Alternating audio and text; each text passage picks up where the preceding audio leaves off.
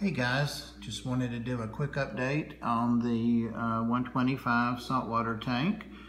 This is Bob with Kaler's Aquatics, and the three puffers that I originally put in here a couple days ago are doing great. They're eating well. They've got their little hiding places picked out, and puffers like to hide. They like to burrow sometimes. In fact, I don't even see Mel in the dog face, so he's probably under the sand. He really enjoys doing that in here. But I wanted to point out and talk a little bit about a new fish that I've had my eye on for some time, and that's a Foxface rabbitfish.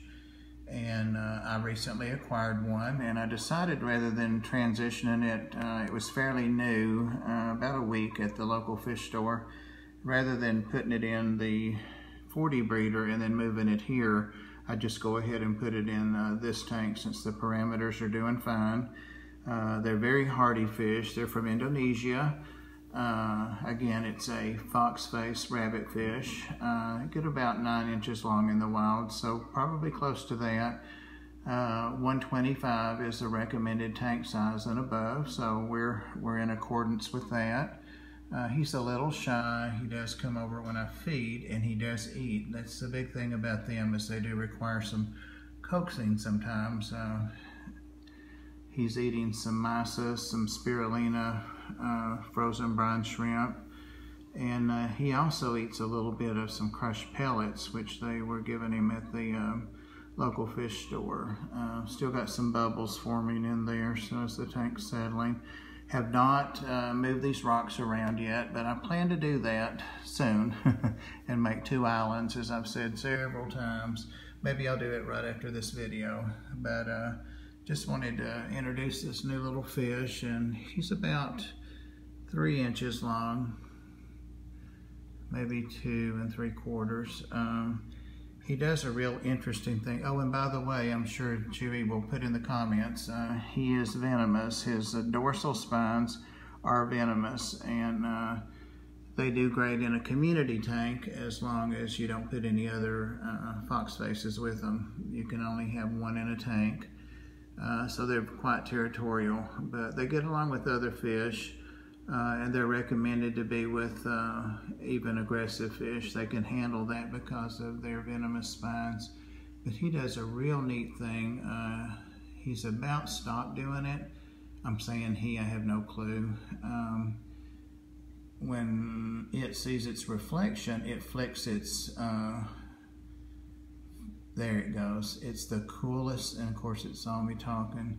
It's the coolest thing. It flicks its dorsal and its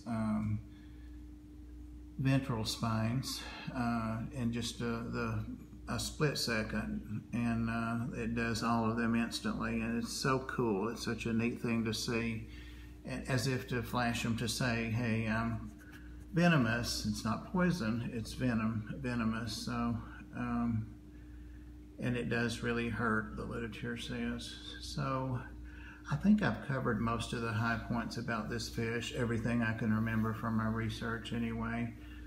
Really pleased to have it, because I got this tank to let some of the fish I have that are going to get bigger grow into this, and also to be able to keep some bigger fish. I'll keep that 40 breeder going, but I'll keep it with coral friendly fish and put nice corals in there, and begin to try to seriously learn to keep some more moderately skilled level corals. So yeah, that's the plan. So I want this guy to be pretty when he's 3 times that big swimming around.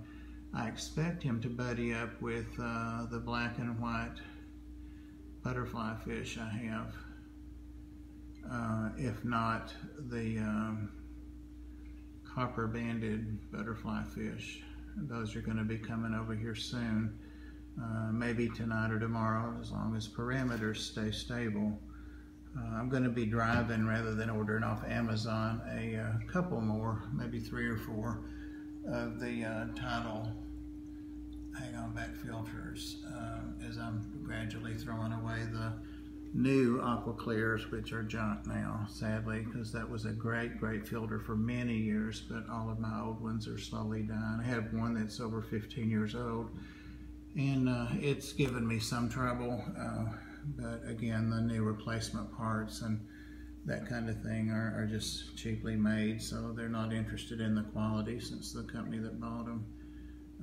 But we have titles now that are as good or better, and plus are self-starting motors under the water, so that's very important when you have expensive fish or any fish that need to breathe. So yeah, Foxface rabbitfish. Thank you guys for watching. I'll try to get some close-ups of him, maybe at some feeding or a later date, but they're pretty unique fish. The literature talks about the unique color of yellow that they have on them, which it is not showing through the camera I see, but it's a mottled yellow and tan. Just a very unique fish, and I knew when I saw these fish months and months ago, before I even set up any of my tanks, that I would have one of these if I could take care of it. And again, they are considered peaceful and easy care, as long as nothing bothers them, or as long as you don't have another Foxface in the tank. So, Tibby, want to say hi? Tibby? There's Tibby. Tibby helps me with the fish, don't you? Yeah, we watch them. Thanks, guys. Take care.